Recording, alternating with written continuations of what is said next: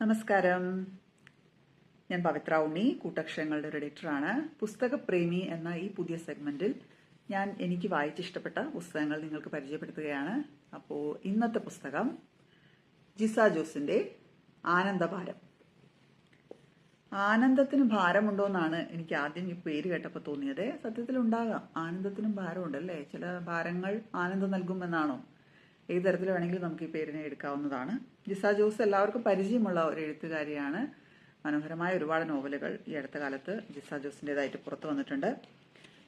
ജിസ ജോസിനെ കുറിച്ച് പറയുകയാണെങ്കിൽ നമുക്ക് പുസ്തകത്തിൽ തന്നെ ഉള്ള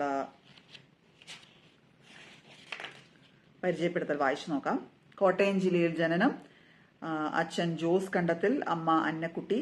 തലശ്ശേരി ഗവൺമെന്റ് ബ്രണ്ണൻ കോളേജിൽ അസോസിയേറ്റ് പ്രൊഫസറായി ജോലി ചെയ്യുന്നു. ഭർത്താവ് പ്രദീപ് കുമാർ. മക്കൾ ഹിരൺമതി, സ്വരൺദീപ്. ജിസ ജോസിന്റെ പുസ്തകങ്ങളിൽ എനിക്ക് വളരെ അട്രാക്റ്റീവായി തോന്നിയിട്ടുള്ള കാര്യം കഥാപാത്രങ്ങളുടെ പേരുകളാണ്. നമ്മൾ ഒരിക്കലും പ്രതീക്ഷിക്കാത്ത, ഇതുവരെ കേൾക്കാത്ത പല പേരുകളുമൊക്കെയാണ് ജിസ ജോസ് തന്റെ കഥാപാത്രങ്ങൾ കൊടുക്കുന്നത്. മക്കൾക്കും അത്തരത്തിൽ മനോഹരമായ പേരുകൾ തന്നെ നൽകിയിരിക്കുന്നു. ഹിരൺമതിയും സ്വരൺദീപും. മുദ്രിത, ഡാർക്ക് ഫാന്റസി എന്നീ നോവലുകളും കഥാസമാഹാരങ്ങളും പ്രസിദ്ധീകരിച്ചിട്ടുണ്ട്. അപ്പം ഞാനിന്ന് നിങ്ങൾക്ക് പരിചയപ്പെടുത്തുന്നത് ആനന്ദഭാരമാണ്.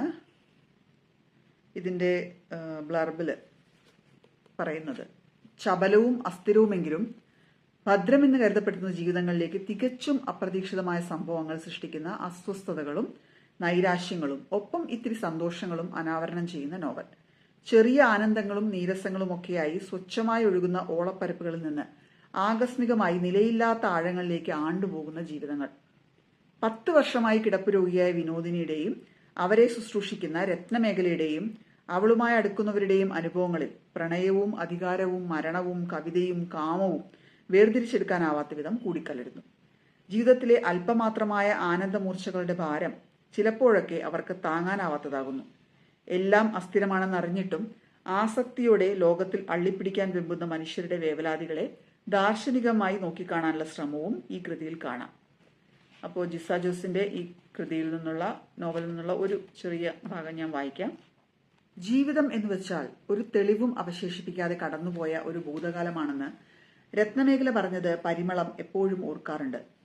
അത് പറഞ്ഞ സത്യത്തിൽ രത്നമേഖലയല്ല, ഏതോ പ്രശസ്തനായ കവിയാണ്. ആളുടെ പേരൊന്നും പരിമളത്തിന്റെ ഓർമ്മയിൽ നിൽക്കുന്നില്ല. കവിത പറയുന്ന മാമിയാരും കടങ്കഥ പോലെ സംസാരിക്കുന്ന സ്നേഹിതയും അവളെ കുഴക്കാറുണ്ട്. നീ നോക്കൂ, മുമ്പ് ഞാൻ എവിടെയായിരുന്നു, എന്തായിരുന്നു, അതൊക്കെ മാഞ്ഞുപോയിരിക്കുന്നു. ഞാൻ പോലും അതൊക്കെ മറന്നിരിക്കുന്നു. ഇന്നത്തെ ജീവിതവും നാളെ ഭൂതകാലമാവും, മാഞ്ഞുപോകും. ഈ സ്ത്രീ മരിക്കുന്നതോടെ 6-7 വർഷം ഞാൻ അവരെ നോക്കിയിരുന്നുവെന്ന കഥ തന്നെ മാഞ്ഞു പോവുകയല്ലേ. അവരെ തന്നെ ആരും ഓർക്കാതാവും, പിന്നല്ലേ അവരെ ശുശ്രൂഷിച്ചിരുന്ന എന്നെ. രത്നമേഖല മുറിക്കുള്ളിൽ അവളുടെ പതിവ് ജോലികൾ ചെയ്തുകൊണ്ട് പരിമളത്തോട് സംസാരിച്ചു. രാവിലെയായിരുന്നു. ജ്ഞാനശേഖരവും മരതകവും ഏതോ കല്യാണത്തിന് പോയതുകൊണ്ട് പരിമളം ഒറ്റയ്ക്കായിരുന്നു. അതാണ് അവൾക്ക് രാവിലെ തന്നെ ഇങ്ങോട്ട് വരാൻ പറ്റിയത്. എല്ലാം എന്നത്തെയും പോലെ തന്നെ. വിനോദമ്മയുടെ വിരിപ്പുകൾ അപ്പോൾ മാറ്റിയിട്ടതേയുള്ളൂ. വെയിലിന്റെയും ഡെറ്റോളിന്റെയും മണമുള്ള ഷീറ്റുകൾ. അവരുടെ മേല് തുടച്ച് പുതിയ ഉടുപ്പുകൾ അണിയിച്ചിരിക്കുന്നു. മുഖത്ത് തുടുപ്പും തിളക്കവുമുണ്ട്. നെറ്റിയിൽ ഓറഞ്ച് നിറത്തിലുള്ള കുറി.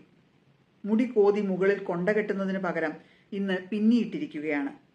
പരിമളം കൊണ്ടുവന്ന പിച്ചിമാലയിൽ നിന്ന് അല്പം പൊട്ടിച്ചെടുത്ത് രത്നമേഖല ആ പിന്നലിൽ കോർത്തിട്ടു. ജീവിതത്തിൽ അവർ പൂ ചൂടിയിട്ടുള്ളത് എത്രയോ വിരളമായ സന്ദർഭങ്ങളിലായിരിക്കും. രത്നമേഖലയുടെ വാക്കുകൾ കേൾക്കാൻ അവർ ആകാംക്ഷയോടെ ചെവി കൂർപ്പിച്ച് മുഖത്ത് തന്നെ നോക്കുന്നത് പോലെ പരിമളത്തിന് തോന്നി. അവർക്കൊരു പക്ഷേ പറഞ്ഞതെല്ലാം കേൾക്കാൻ പറ്റുന്നുണ്ടെങ്കിലോ? അപ്പോൾ തന്നെ രത്നമേഖലയും അതിനെപ്പറ്റി പറഞ്ഞു. കണ്ടോ, ഞാനിവരുടെ മരണത്തെപ്പറ്റി പറഞ്ഞതുകൊണ്ടായിരിക്കും ഇങ്ങനെ മുഖത്തേക്ക് തന്നെ നോക്കുന്നത്. പേടിക്കേണ്ട അമ്മേ, നമ്മളൊക്കെ ഒരേ വഞ്ചിയിലാണ്. ദഹിപ്പിച്ചാൽ ചാരമായിട്ടോ കുഴിച്ചിട്ടാൽ മണ്ണായിട്ടോ തീരാനുള്ളവർ. ആരാണ് ആദ്യമെന്ന് പോലും അറിയില്ല. ഒരു തെളിവും അവശേഷിപ്പിക്കാതെ നമ്മളൊക്കെ മാഞ്ഞുപോകും. ഞാനും ദാ ഇവളുമൊക്കെ ഇല്ലാതാവും, ഉണ്ടായിരുന്നുവെന്നതിന് തെളിവുകൾ ഏതുമില്ലാതെ.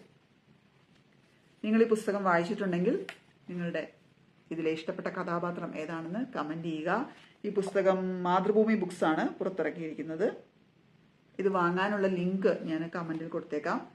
വായിച്ചിട്ടുള്ളവരാണെങ്കിൽ തീർച്ചയായിട്ടും പുസ്തകത്തെക്കുറിച്ചുള്ള നിങ്ങളുടെ അഭിപ്രായം, നിങ്ങൾക്ക് ഇഷ്ടപ്പെട്ട കഥാപാത്രം ഈ പുസ്തകത്തെക്കുറിച്ച് നിങ്ങൾക്ക് എന്താണ് തോന്നുന്നത് എന്നുള്ളത് കമന്റിൽ പറയുക. വായിക്കാത്തവർ തീർച്ചയായിട്ടും വായിക്കുക. മനോഹരമായിട്ടുള്ള ഒരു നോവലാണ് ആനന്ദഭാരം. മറ്റൊരു പുസ്തകവുമായി വേറൊരു എപ്പിസോഡിൽ കാണാം. അതുവരേക്കും നന്ദി, നമസ്കാരം.